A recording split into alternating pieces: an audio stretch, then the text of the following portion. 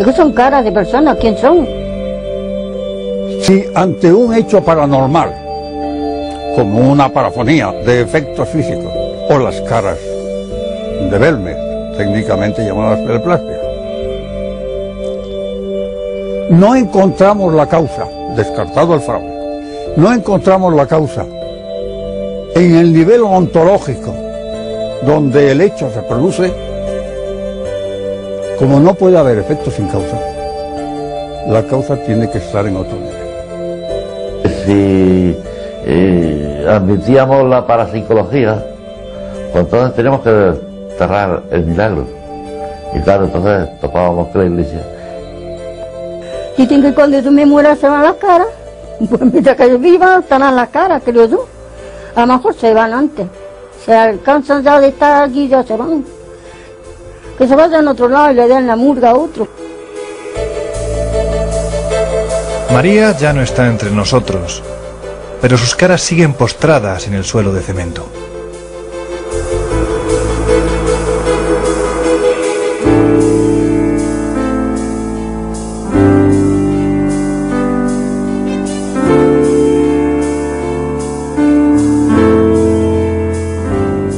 Han pasado más de 3 décadas y rodar por estas serpenteantes carreteras es evocar un tiempo en el que curiosos, investigadores y escépticos se acercaron hasta esta remota serranía de la Andalucía más profunda para enfrentarse cara a cara con un imposible. Atravesamos la abrupta Sierra Mágina, en las entrañas de la provincia española de Jaén. Aquí, dicen los más versados, se halla el fenómeno paranormal más importante de la historia. Si es así, vamos a comprobarlo.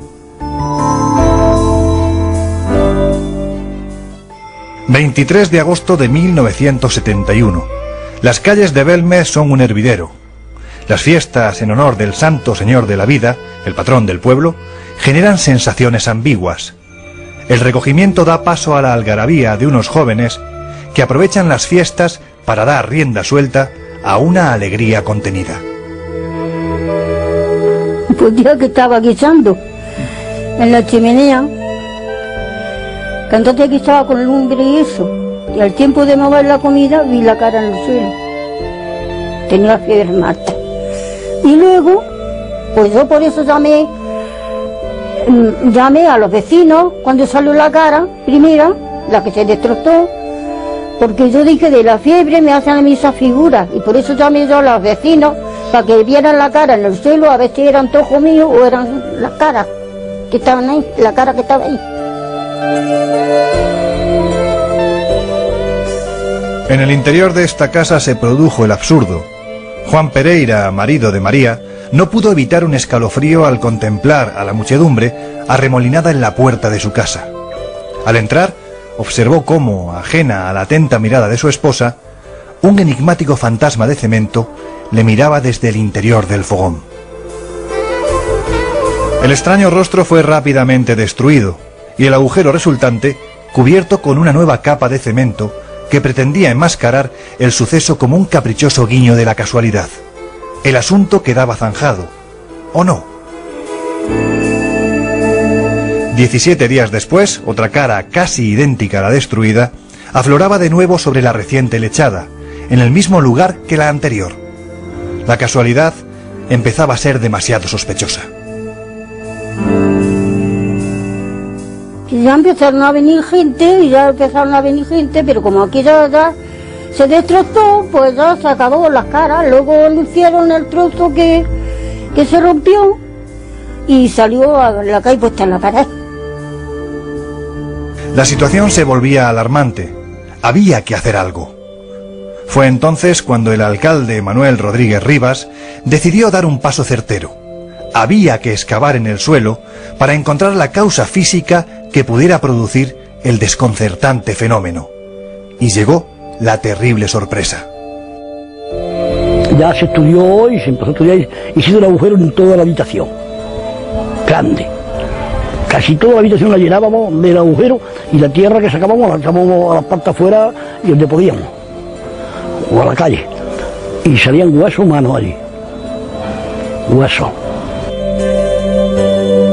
Hubo incluso vecinos que aseguraron al sociólogo Manuel Martín Serrano que en tiempos de lluvias torrenciales los cuerpos de los difuntos afloraban de la calle sin asfaltar, pues según decían, ese suelo estaba cursío de muertos. Pero, ¿y los restos óseos? ¿Qué ocurrió con ellos? Y estuvo aquí la policía investigando, se llevaron los huesos a analizarlos y decían que eran del siglo XII. Y seguramente fue un cementerio en aquella época. En los meses siguientes surgieron nuevos rostros en la humilde cocina. Expresiones trágicas, cuerpos de niños, incluso fetos de cráneos desproporcionados. Y así, quiso la casualidad que un reportero del Ideal de Granada se topara de bruces con el caso, publicando una noticia al respecto. Y de ahí a los periódicos nacionales, generando un fenómeno social sin precedentes en la historia de nuestro país.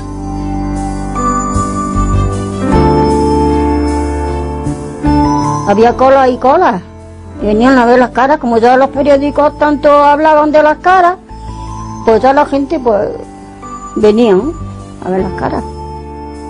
Había días que pasaban 2.500 o 3.000 personas por aquí para ver las caras. Y aquello entonces se agotaba el pan, se agotaba los bocadillos en los bares, la cerveza. Y aquello fue lo que algo le hizo al pueblo. De este modo, miles de personas acudían cada fin de semana a Belmez, saturando las empinadas calles de la pequeña localidad, dejando sin existencias al pueblo y generando la indignación de parte de sus habitantes.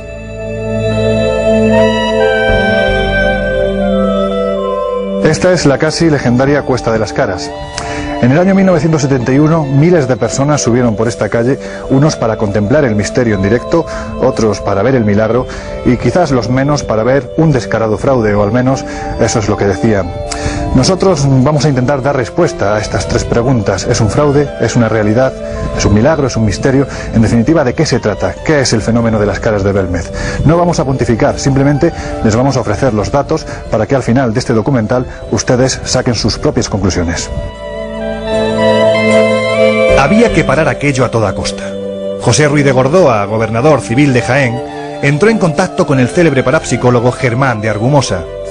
Él, experto en estas lides, vería con rapidez el fraude que orquestaba aquel fenómeno. Y ya el gobernador dijo que le mandaron una fotografía, si merecía la pena venir a ver las caras o no, la cara. Y le mandaron una fotografía de igual que aquella que hay allí. Y vino la Guardia Civil, y vino la policía, vino el gobernador, vinieron muchos soldados, vino la televisión, el domingo próximo, y ya el primer científico que vino fue Argumosa.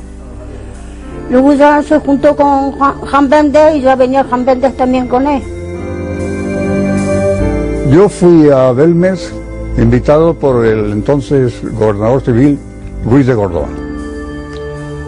Y él fue el que me advirtió que después de haber escuchado a las autoridades del pueblo, a las autoridades municipales y al cabo de puesto de la Guardia Civil, llegó al convencimiento de que los hechos no eran fraudulentos, aunque no tuviesen explicación. Y la cosa no quedó ahí. Por otro lado, la autoridad religiosa, con el obispo de Jaén, Miguel Peinado a la cabeza, entró en contacto con el alcalde del pueblo, lanzando una primera advertencia. No se podía consentir tanta desvergüenza. Al menos, eso es lo que pensaba. El obispo se vino encima también, mía más que en él, porque yo fui alumno también del obispo, y el obispo pues me llamó y me puso casi en la puerta de la calle del obispo. Aparentemente no había fraude. La evidencia del fenómeno era palpable, y entre otros lo constató el célebre parapsicólogo alemán Hans Bender, tras visitar el pueblo. Por aquel entonces el fenómeno estaba más vivo que nunca. Hubo incluso periodistas que tuvieron la oportunidad de observar y constatar en directo cómo se formaban caras en el suelo.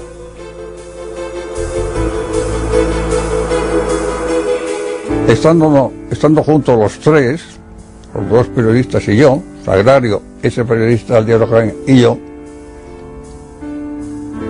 de pronto se comenzó a dibujar un rostro en el suelo de la cocina.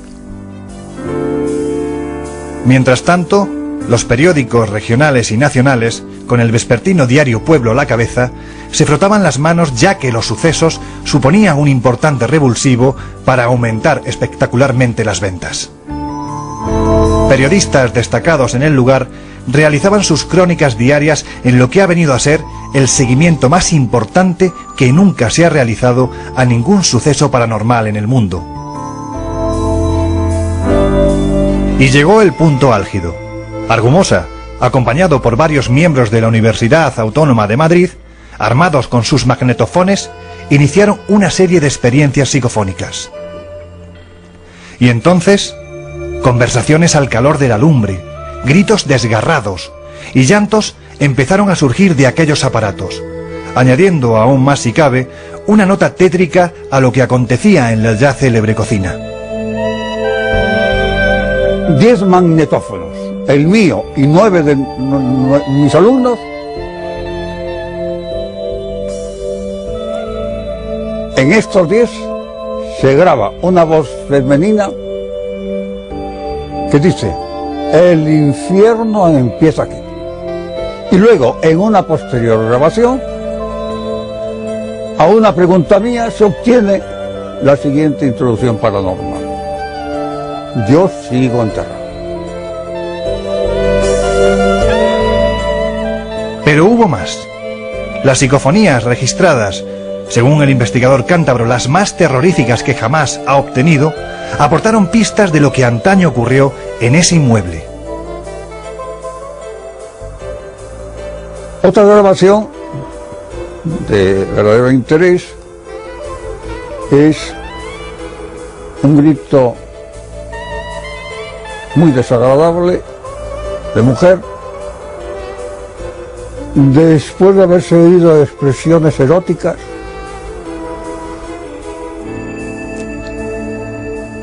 y que podía insertarse ello en dos hechos: el que aquella casa en un tiempo fue una casa de lenocinio y en que allí hubo un aborto criminal. Que salían cosas que salían en la psicofonía. Yo lo oí una vez, pero yo ya me daba miedo y yo ya no quise sentirlas más. Decía: socorro, sácame de aquí, un niño llorando, yo no quiero estar aquí, sácame de aquí.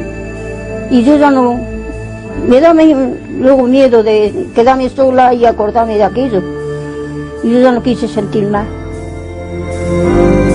Aquel inframundo de dolor y sufrimiento que se manifestaba a través de las grotescas formaciones cobraba una nueva dimensión a raíz de las investigaciones de Argumosa, que rápidamente fueron aprovechadas por el astuto diario Pueblo. Las caras hablan, dijeron, y efectivamente así parecía ser.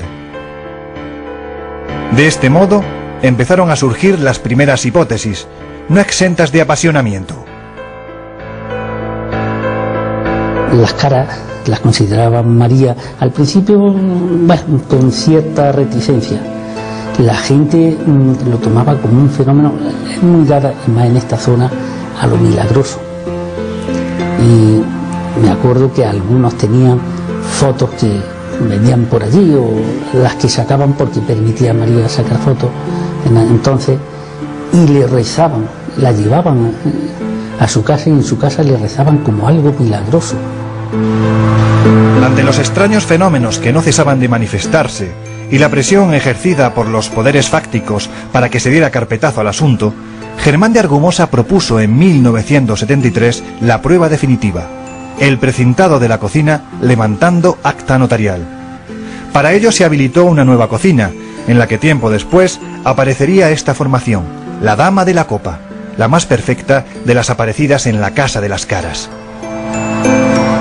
Pero volvamos al precinto.